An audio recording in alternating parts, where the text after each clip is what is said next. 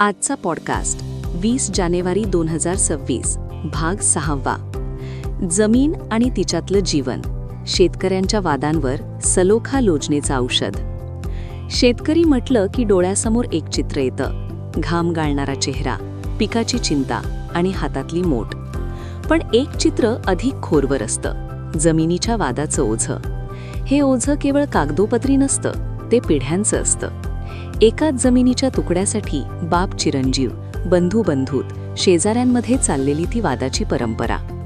त्यात काय गमावलं जातं? पैसा, वेळ, शक्ती नाही. सामाजिक संबंध, आपुलकी आणि शांतता गमावली जाते. अशा वातावरणात सलोखा योजना ही केवळ एक शासकीय योजना न राहता एक सामाजिक औषध ठरते आहे. ती काय सांगते? बाहेरचा कोणी तुमचा न्याय देऊ शकत नाही.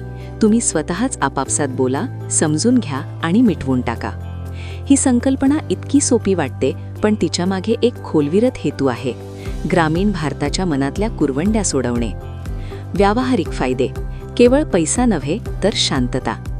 न्यायालयीन खटला म्हणजे वर्षांची वाट पाहणे, वकिलांचे जड खर्च आणि निकालाची अनिश्चितता. सलोखा योजना याच्या अगदी उलट, जलद, स्वस्थ आणि सर्वांना मान्य. यामुळे शेतकऱ्याचा जो वेळ आणि पैसा वादात गेला असता, तो आता शेती, कुटुंब आणि भविष्यात गुंतवला जाऊ शकतो.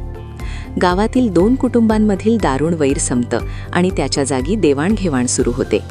ही आर्थिक बचत नसून सामाजिक भांडणखोरीतून मुक्ती आहे. संवेदनशील बाजू: जमीन ही फक्त जमीन नसते. शेतकऱ्यासाठी जमीन म्हणजे केवळ उत्पन्नाचं साधन नसतं. ती वडिलोपार्जित अस्मिता, आईसारखी माईची जागा आणि पिढ्यांची ओळख असते. जमिनीच्या वादात हीच भावना जखमी होते. सलोखा योजनेची मुदतवाढ हा केवळ प्रशासकीय निर्णय नाही, तर एक मानसिक राहतीचा संधीचा दार उघडणारा क्षण आहे. आता बोलूया या साध्या वाक्यातच तडजोडीचा मार्ग दडलेला आहे. समाजाची जबाबदारी: योजना जनतेपर्यंत पोहोचवणे. सरकारने योजना केली, मुदत वाढवली, पण आता काम समाजाचं आहे. ग्रामपंचायतींनी, स्थानिक नेत्यांनी आणि तरुणांनी हा संदेश प्रत्येक वादग्रस्त कुटुंबापर्यंत नेला पाहिजे. भाऊ, तू कोर्टात जाणार आहेस? ये, आपण पंचायत करू, चहा पिऊन बोलू. अशी संवादाची पावलं ही योजनेची खरी यशस्वीता ठरतील. शेवटचा विचार: सलोखा हा फक्त वादमुक्ती नाही, तर विकासाचा पाया. एखाद्या गावातील सलोख्याने 2 शेतकऱ्यांचा वाद मिटतो, तेव्हा त्यामुळे फक्त 2 कुटुंब सुखी होत नाहीत, त्या गावातील सामाजिक हातमिळवणी वाढते. सामूहिक विहिरीचं काम होऊ शकतं, रस्त्यासाठी जमीन मिळू शकते, शाळेसाठी जागा मिळू शकते. म्हणजेच ही योजना केवळ वैयक्तिक समस्यापूर्ती न करता सामुदायिक विकासाची इंधन देखील बनू शकते. आता वेळ आहे की प्रत्येकाने ही संधी ओळखावी. ज्यांचे वाद चालू आहेत ते सलोख्याचा हात पकडावा. जे निकालाची वाट पाहत आहेत ते आपापसातल्या संवादाचा दिवा पेटवावा.